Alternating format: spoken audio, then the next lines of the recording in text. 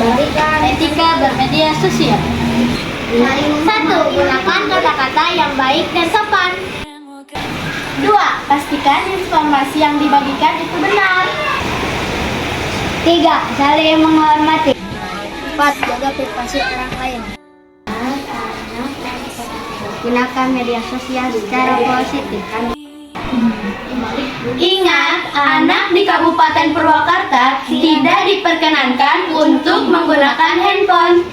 Sekolah harmonis penuh kasih, sehati kita berjanji tanpa intimidasi.